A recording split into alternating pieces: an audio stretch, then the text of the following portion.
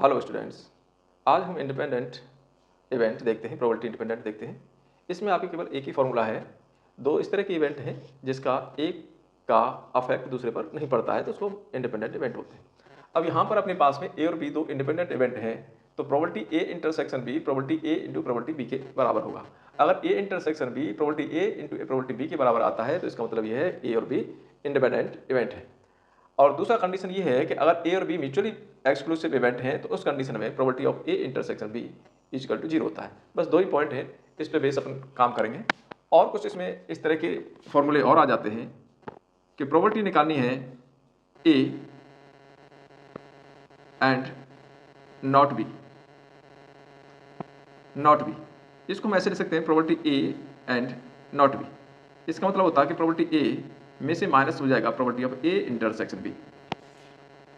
और ये कंडीशन ऐसे हो सकती है probability not A and B, तो उसमें क्या हो जाएगा प्रोबेबिलिटी बी में से माइनस हो जाएगा probability of A intersection B. ये ध्यान रखना है। अगर कहीं ऐसा आता है probability not A and not B, probability not A and not B, या कह दें neither A nor B, probability neither A nor B या not A and not B, तो इसका मतलब ये हो गया कि probability of A union B पूरे का नॉट। यानी यहां हमने डी मॉर्गन्स लॉ लगा दिया। अगर दोनों पर अलग अलग डैश है, दोनों पर अलग अलग कंप्लीमेंट है, तो यूनियन में एक साथ कंप्लीमेंट आ जाता है। और इसको अपन ऐसे लिख सकते हैं 1 minus probability of A union B. तो इस तरह से आ जाता है probability of not A and not B या नाइदर ए नॉर बी। अब हमने पिछली एक्सरसाइज में पढ़ा है कि probability of A union B is equal to होता है probability A plus probability B minus probability of A intersection B. और कंडीशनल प्रोबेबिलिटी हमने पढ़ी है कि प्रोबेबिलिटी ए का निकालना है, बी अगर पहले गिवन है तो यह आता है probability of A intersection B upon probability of B. और क्या पढ़ा है, प्रोबेबिलिटी ऑफ बी निकालना है, ए पहले हो चुकी है तो probability of A intersection B upon probability of E. तो ये तो कुछ फॉर्मूले हो गए हमारे दोनों एक्सरसाइज के। अब इस पे बेस्ड हमारे क्वेश्चंस हैं, वो देखते हैं। तो पहला क्वेश्चन देखते हैं, फर्स्ट क्वेश्चन देखते हैं। पी ए दे दिया, यानी प्रोबेबिलिटी ऑफ ए की दे दी 3/5 है और प्रोबेबिलिटी बी दे दिया 1/5 है। देन फाइंड प्रोबेबिलिटी, फाइंड करना है प्रोबेबिलिटी ए इंटरसेक्शन बी निकालना है, कितना आएगा। If A and B are independent event, उसने ये कहा है कि ए और बी कैसे हैं, इंडिपेंडेंट इवेंट है। जब ए और बी इंडिपेंडेंट इवेंट हैं तो probability of A intersection B is equal to होता है probability of A into probability of B. तो प्रोबेबिलिटी ए है 3/5 इंटू प्रोबेबिलिटी बी है 1/5, ये प्रोबेबिलिटी आ जाएगी 3/25। तो इस तरह से हम इंडिपेंडेंट वाला कंडीशन यहां लगा देंगे। नेक्स्ट क्वेश्चन देखें। 2 cards are drawn at random and without replacement from a pack of 52 playing cards. Find the probability that both the cards are black. अब हमारे पास 52 कार्ड्स हैं, टोटल कार्ड्स 52 होते हैं प्लेइंग कार्ड्स।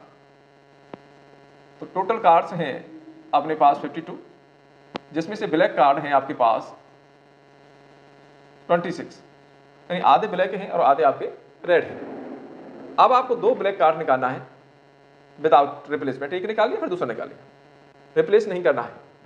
तो रिक्वायर्ड प्रोबेबिलिटी क्या होगी, पहले हमने इसमें से एक कार्ड निकाल दिया और टोटल अपने पास 52 है, 52 में से एक निकाल दिया। अभी हमारा पूरा काम नहीं हुआ, दूसरा कार्ड और निकालना है। अब जो कार्ड निकाल दिया वो तो रखना नहीं है, विदाउट रिप्लेसमेंट कह रहा है। तो अब अगला जो कार्ड निकालेंगे, अब यहाँ 26 में से एक तो निकल गया तो 25 रहेंगे और 25 में से एक निकालेंगे और इधर भी एक कम हो गया, पहले निकल चुका है 51C1। इसको हम सॉल्व करते हैं 26/52 इंटू 25/51। इससे कैंसिल हो गया 2 टाइम्स, मल्टीप्लाई कर दें 25/102। ये आपकी रिक्वायर्ड प्रोबेबिलिटी। नेक्स्ट क्वेश्चन देखें।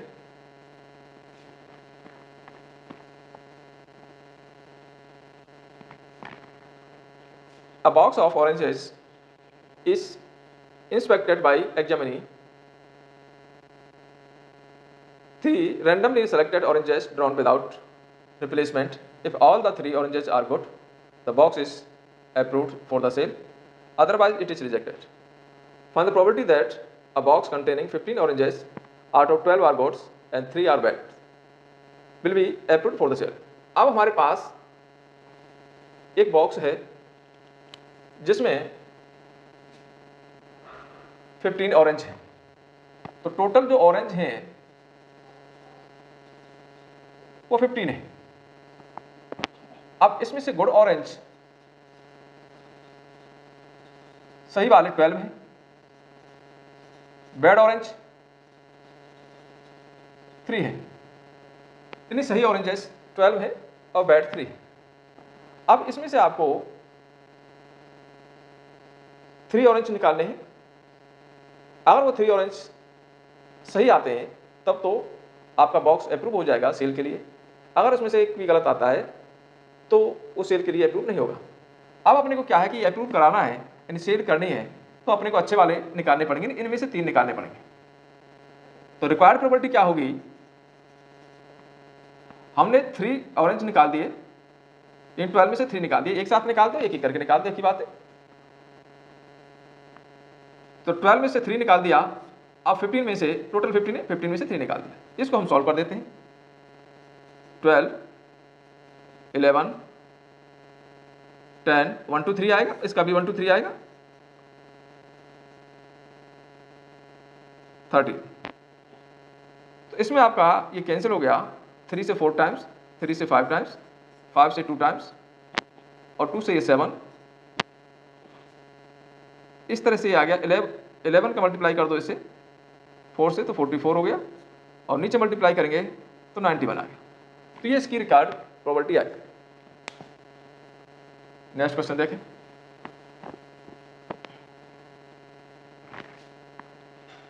A fair coin and an unwashed die are tossed if A be the event head appears on the coin.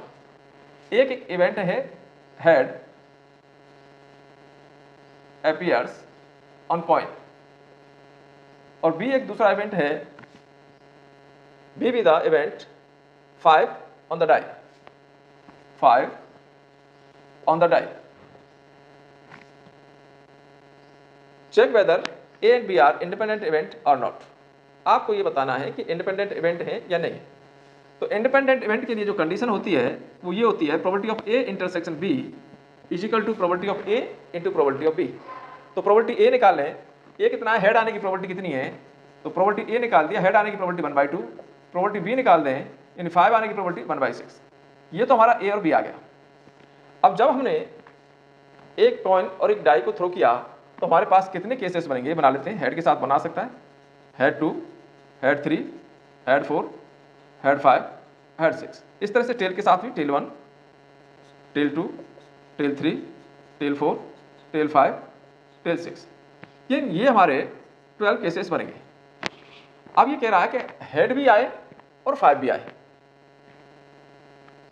Head भी आए और 5 भी आए, तो ऐसा एक ही केस है आपका। तो इसकी प्रोबेबिलिटी कितनी हो जाएगी, दोनों में कॉमन कितना है, एक ही है। तो probability of A intersection B आपका गया 1/12। अब आपको देखना है इन दोनों का मल्टीप्लाई इसके बराबर है क्या। तो probability of A into probability of B करते हैं तो ये आता 1/2 इंटू 1/6 इज इक्वल टू 1/12, और probability of A intersection B भी 1/12 है इसके लिए। तो प्रोबेबिलिटी A इंटरसेक्शन B और probability A into probability B के इक्वल हो गया। Therefore, A and B are independent events. Next question देखते हैं।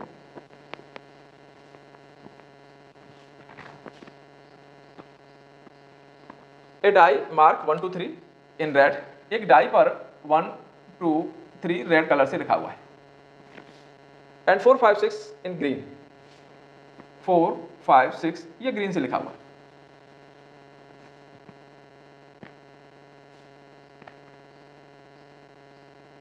Let A be the event, the number is even, and B be the event, the number is red. A कोई event है, number B even. A कोई event है जिसपे even number आता है, even number लिख देते हैं, इवन नंबर। और B इवेंट है, नंबर इज रेड, तो नंबर रेड है, नंबर इज रेड।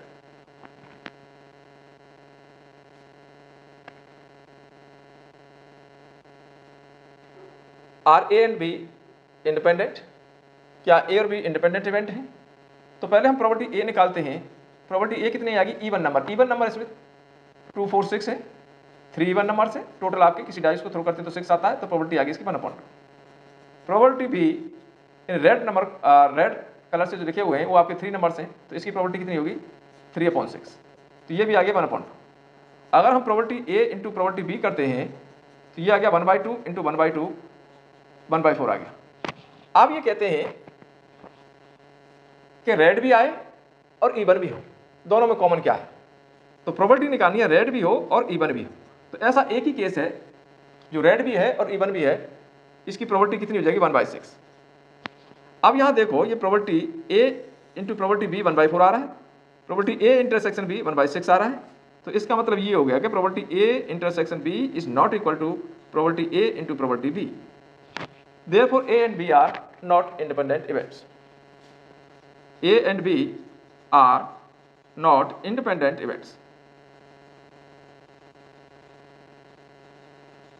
ये इंडिपेंडेंट इवेंट नहीं है। नेक्स्ट क्वेश्चन देखें,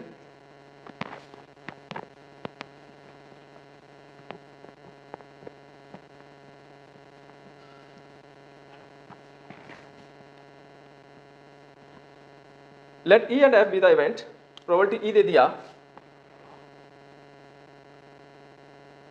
3/5, प्रोबेबिलिटी एफ दे दिया 3/10 and probability E intersection F is equal to 1/5। Are E and F independent, बताना है ई और एफ क्या इंडिपेंडेंट है, तो ये इनका मल्टीप्लाई करके देख लेते हैं, probability E into probability F निकाल लेते हैं, तो ये 3/5 इंटू 3/10, तो ये 9/50 आ गया, जबकि ये वैल्यू इसकी इक्वल नहीं आ रहा है, तो probability of E intersection F is not equal to probability of E into probability of F, therefore E and F are not independent event, इसलिए ये इंडिपेंडेंट इवेंट नहीं है।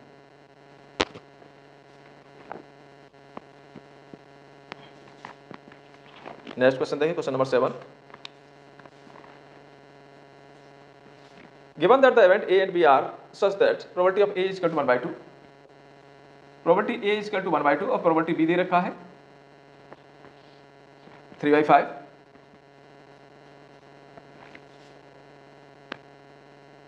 प्रोबेबिलिटी ए यूनियन बी दे रखा है, प्रोबेबिलिटी ए यूनियन बी दे रखा है, गिवन है 3/5 and probability B is equal to P, और प्रोबेबिलिटी बी आपका पी है, ऐसे कह रहा है। Find P if they are mutually exclusive, P find करना है। फाइंड पी, पहला है कि ये कैसे है, म्यूचुअली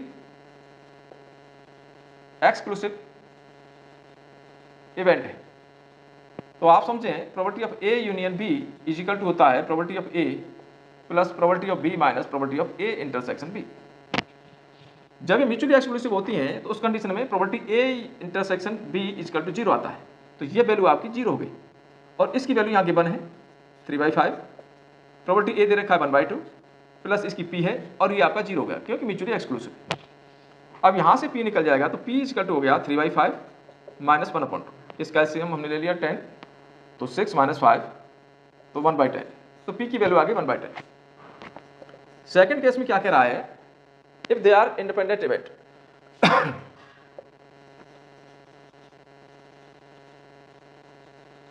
अगर ये दोनों कैसी हैं इंडिपेंडेंट इवेंट हैं, तो उस कंडीशन में क्या होगा, उस कंडीशन में प्रोबेबिलिटी ए इंटरसेक्शन बी की value probability of A into probability of B के बराबर आ जाएगी। तो इसको हम दोबारा से लिख देते हैं, तो probability of A union B is equal to probability A दे रखा है, प्रोबेबिलिटी बी आपका माइनस इसकी वैल्यू आ जाएगी probability of A into probability of B, ये सब दे रखे हैं। इसकी वैल्यू 3/5, प्रोबेबिलिटी ए अपने पास में 1/2, ये पी है, और ये 1/2 पी हो गया।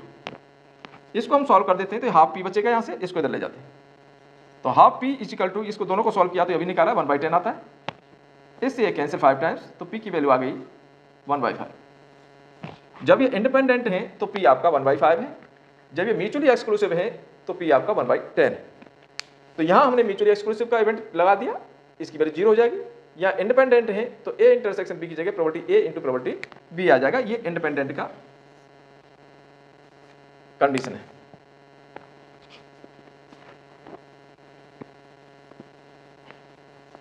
नेक्स्ट क्वेश्चन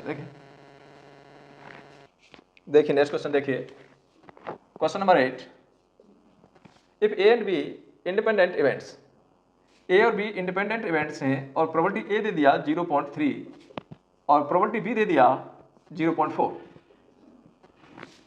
तो फाइंड, पहला कह रहा है कि आप निकालिए property of A union B निकालिए। A and B are independent events, A और बी कैसे हैं? इंडिपेंडेंट इवेंट है। तो प्रॉपर्टी ए यूनियन बी कैसे निकालेंगे? Property of A plus property of B minus property of A intersection B. जब ये इंडिपेंडेंट इवेंट हैं तो इसका मतलब ये हो गया प्रॉपर्टी ए इंटरसेक्शन बी हो गया property A into property B के इक्वल हो गया। प्रॉपर्टी ए दे रखा है 0.3, बी 0.3 माइनस इन दोनों का मल्टीप्लाई 0.3 इंटू 0.4, ये 4 है, दोनों को प्लस करेंगे तो ये 0.7 हो गया, 0.7 माइनस दोनों को मल्टीप्लाई करेंगे तो ये आ जाएगा 0.12, इसमें से माइनस कर दो तो ये बचेगा आपका 0.58। तो इस तरह से हम प्रॉपर्टी ए यूनियन बी निकाल देंगे। और क्या कह रहा है? प्रॉपर्टी ए इंटरसेक्शन बी भी पूछा है। ए इंटरसेक्शन बी बताओ, इंडिपेंडेंट है तो इसका मतलब property A into property B के बराबर होगा। प्रॉपर्टी ए कितना है? 0.3 है, ये कितना है? 0.4 है, तो ये तो 0.12 हो गया, 0.12 हो गया। थर्ड कह रहा है कि property A B is given, property A निकालना, बी इज गिवन, तो इसको आप जानते हैं कि property A intersection B upon property of B होता है। तो ए इंटरसेक्शन बी हमने निकाल लिया अभी, ये रहा अपॉन पी, बी का दे रखा है 0.4, पॉइंट हटाओ जहाँ 0 लगाओ, 2 से कैंसिल हो गया 6 और 2 से हो गया 20, फिर 2 से 3 और 2 से 10, तो 3/10 आ गया। इस तरह से हम बी बाई ए भी निकाल सकते हैं। नेक्स्ट क्वेश्चन देखें,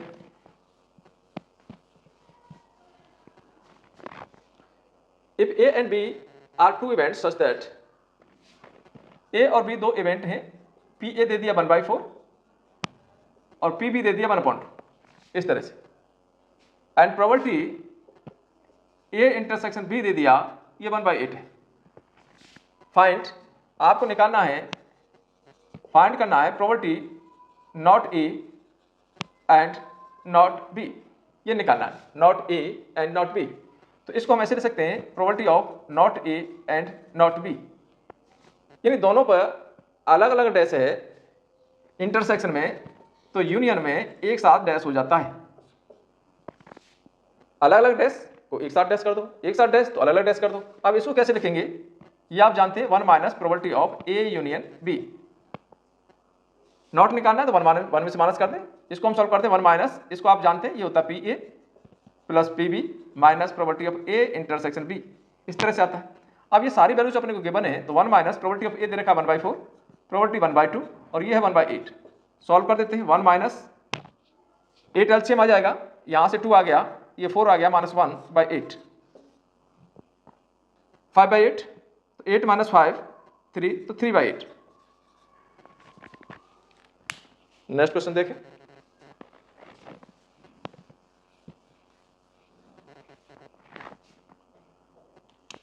question number 11, given 2 independent events A and B such that, A और बी इंडिपेंडेंट इवेंट्स हैं, A and B are independent events, ये इंडिपेंडेंट इवेंट्स, वैल्यू दे रखी है, प्रॉपर्टी ऑफ ए गिवन है 0.3 और प्रॉपर्टी ऑफ बी दे रखा है 0.6। आपको निकालना क्या है? पहली कंडीशन में निकालना property of A and B. Property A and B, इसका मीनिंग ये हो गया कि property of A intersection B निकालना है। ए इंटरसेक्शन बी जब इंडिपेंडेंट है तो property A into property B के बराबर होगा। प्रॉपर्टी ए कितना है? 0.6, 0.3 इंटू 0.6 मल्टीप्लाई कर दो 0.18।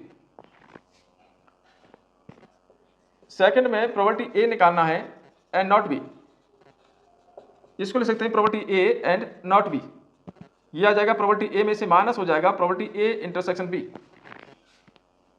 तो प्रॉपर्टी ए अपने को गिवन है 0.3 और दोनों में जो कॉमन है वो इधर आ गया 0.18, माइनस कर दो 30 में से 18 जाएगा 12 बच जाएगा, तो 0.12। थर्ड इसमें केस है ए और बी, तो प्रोबेबिलिटी ए यूनियन बी बताना है, ये तो आप बता देंगे। Neither A nor B, probability neither A nor B, इसका मीनिंग वो होता है प्रोबेबिलिटी ए नॉट और एंड बी नॉट। इसको हम ऐसे लिखते हैं probability of A union B पूरे का नॉट, या 1 minus probability of A union B लिख सकते हैं। ए यूनियन बी को हम कैसे करेंगे, 1 माइनस इसमें आ जाएगा P A plus P B minus probability of A intersection B, इसमें सारी वैल्यूज डाल देंगे तो इस तरह से आपका नाइदर ए नॉर बी या नॉट ए नॉट बी आ जाएगा। नेक्स्ट क्वेश्चन देखें। ए डाइस टॉस थ्राइस, एक डाइस को 3 बार टॉस किया गया तो उस पर ऑड नंबर आने की प्रोबेबिलिटी क्या होगी। तो प्रोबेबिलिटी ऑफ ऑड नंबर निकालते हैं तो डाइस को थ्रो करते हैं तो 3/6 यानी 1/2 आती है। Find the probability of getting an odd number at least 1, तो प्रोबेबिलिटी निकालनी है एट लीस्ट 1, एट लीस्ट 1, इसका मतलब है 1 माइनस प्रोबेबिलिटी नन, किसी के भी ना आने की। पहली बार भी ऑड आया, दूसरी बार भी ऑड नहीं आया और तीसरी बार भी ऑड नहीं आया। ऑड नहीं आया तो इवन आएगा, इवन की प्रोबेबिलिटी 1/2 1/2 1/2 1 माइनस 1/8, तो ये हो गया 7/8।